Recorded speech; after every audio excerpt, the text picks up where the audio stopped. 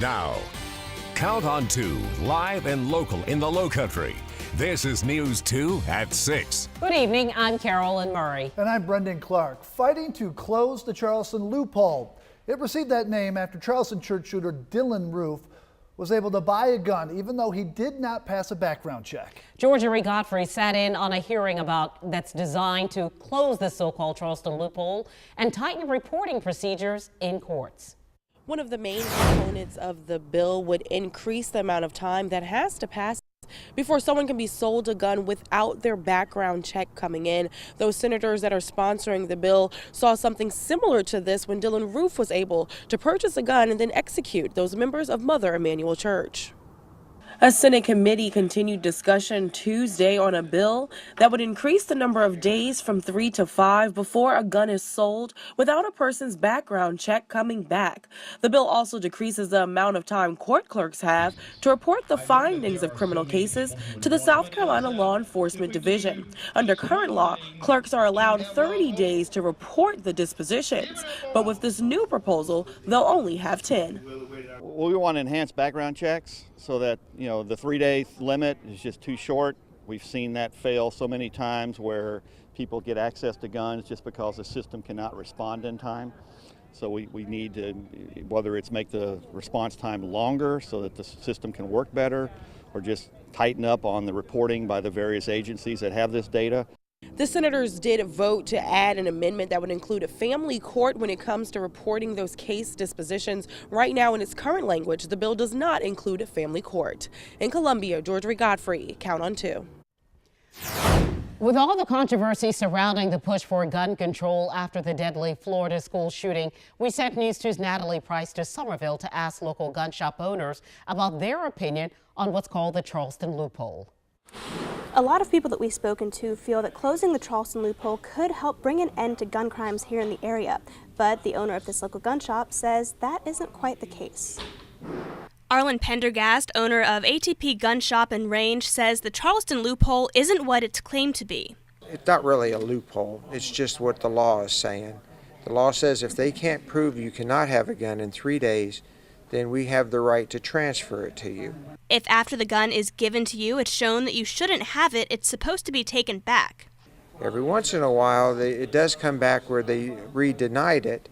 And in my experience so far, every time they've done that, they've been able to retrieve the gun from the person who was denied. Many groups partially blame the Charleston loophole as a main reason for gun crimes throughout the area. Pendergast has the opposite opinion. No, it's not because of the Charleston loophole. It's that, the courts are not fully enforcing the laws that are already on the books. In fact, Pendergast says the loophole doesn't really have any impact on crime in the area. In all reality, I don't think it hardly plays any role hardly at all, because the people that are going through all this trouble to buy legal guns traditionally are not the crooks. And if they are denied, most of them don't really even remember why they're being denied. The owner of this gun shop also says responsibility lies with the shooter and with no one else. Reporting in Somerville, Natalie Price, Count on 2. For more information on the gun debate and so-called loophole, go to our website, counton2.com. And coming up in tonight's reality check with News 2's Brad Franco, we sit down with South Carolina Senator Marlon Kimpson to talk about his proposed bill. The family of the little girl kidnapped from her home on Johns Island earlier this month has released a statement, an update of sorts, and it says, quote, "Thank you to the entire community for the support and love that continues to help my family heal. Several days ago, the world felt like it was falling apart when we were attacked and Heidi was taken. I am grateful to report my wife's release from the hospital following several surgeries and that we are all together again. Our road to recovery will not be easy after these traumatic experiences, but the prayers and love we have felt these days have been humbling, and we greatly appreciate the respect for privacy we asked for and have received." You may recall 4-year-old Heidi was allegedly taken by suspect Thomas Lawton Evans. Police say Evans attacked and beat her mother inside her home on Johns Island. Heidi, though, was found safe in Alabama. Evans arrested in Mississippi and charged with kidnapping. Evans in the process of being extradited back here to the Low Country. Developing news to tell you about right now. New charges have been filed against the suspect connected to a triple murder in Colleton County. News 2's Macy McLeod is live in the Alert Center with the latest information. Macy, what have you found out?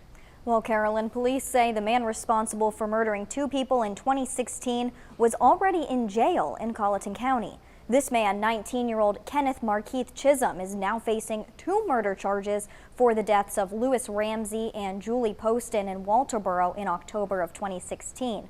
According to the arrest warrant, 2 witnesses reported Chisholm to investigators, saying he knew about details from the crime scene that only the person who committed the crime would know. Chisholm's car was also found on video leaving the area just minutes after the crime. If Chisholm looks familiar, it is because he is the suspect connected to a triple homicide that happened last May in Colleton County. Police say Chisholm shot and killed 3 family members, including a 13-year-old boy, and wounded a 9-year-old girl. Chisholm is currently incarcerated for those crimes. Chisholm appeared in bond court this morning and was denied bond on the 2 new murder charges: burglary first degree and armed robbery. Reporting live in the Alert Center, Macy McLeod, Count on 2. When an emergency happens, we depend on EMS crews to swiftly arrive, but response times in Berkeley County needs improvement. News 2's Berkeley County reporter Raymond Owens takes a look at how that problem is being addressed. The Berkeley County EMS has been doing a number of things to try and improve response times. Since I've gotten here in October of 2016, we've presently been authorized to add 4 additional units, 3 peak time trucks, and then 1 24-hour coverage truck into the system. EMS response times have not been what they need to be in Berkeley County. These additions are designed to improve not only those response times, but also the care you receive during an emergency. In 2016, the county was at 9 staffed EMS units. Later this year, that number will be 13. Berkeley County Heavy Rescue 1 is a new vehicle that provides additional assistance for various emergencies in the county. It's actually for confined space, it's for trench rescue, it's for high angle, low angle rescue, and vehicle extrications that are more technical. Berkeley County EMS officials are still in the process of developing deployment plans for the Heavy Rescue 1 vehicle that will go into full service sometime in the future. In Monk's Corner, I'm Raymond Owens. Count on 2. Do you recognize the person in this picture? Goose Creek police say that this person tried to break into a business. The incident happened Monday at the Low Country Systems on South Goose Creek Boulevard. Police say the business owner noticed the suspect while the checked surveillance video. Police say the suspect tried to open a door but left the area when he realized that he was on surveillance video on camera. Call Crime Stoppers at 843-554-1111 if you have information about this attempted burglary. Charleston County Sheriff's arrested the man you see here, Tron Grant. He's charged with criminal sexual misconduct with a minor. According to court documents, a victim came forward to report that she and Grant had sexual intercourse back in 2006 while she was a student at Baptist Hill High School. We found out Grant had been employed at Ashley Ridge High School, and today we received a statement from Dorchester District 2 which says, quote, the employee at Ashley Ridge High School has been relieved of his responsibilities at the school. He's been placed on administrative leave. And is to update right now, the Charleston County coroner has identified the man hit and killed by a train on Sunday. 29-year-old John Terry Jr. of Cottageville died following that accident. Charleston County Sheriff's deputies say the train crew saw a man sitting on the train tracks. They hit the brakes but were unable to stop that train. Deputies are still investigating this case. A dirt road in need of pavement in Dorchester County was in the middle of a misunderstanding last week, and now that project will move forward with development. News 2's Dorchester County reporter Stetson Miller explains. A portion of this road, Shady Lane, is unpaved, and the issue of paving it came up last week at a Dorchester County Water and Sewer Committee meeting. A developer wants to build new townhouses nearby, but the county says they need a plan to get this road paved. Shady Lane is a small road just off of Dorchester Road. Developer Southland Homes wants to build 135 new townhouses nearby. County officials say the development will add significant traffic to the road. But a traffic study that was conducted assumes that the development would not lead to an increase in traffic on that portion of the road. County staff believed there would be a greater impact than the traffic study indicated on Shady Lane. It's our position that the existing infrastructure is sufficient for our development at this point. According to the county, the road needs to be improved to handle additional traffic. Earlier today, Southwind Homes and the county met to clarify what needs to be done to move forward with the development. It sounds like they've had a great meeting, and we're going to cooperate to get this issue resolved. Now, there isn't a timeline yet for approval or any kind of construction. The county says Southwind Homes needs to present a suitable plan for Shady Lane, then they can move forward. In Dorchester County, Stetson Miller, Count on 2. Well, there is a new way for you to move around town right here in the Tri-County area. It's called Low Country Go, or Logo. We like that. And it's designed to connect people by providing real commuter solutions. Great name. News 2's Libba Holland explains how the commuter service program works.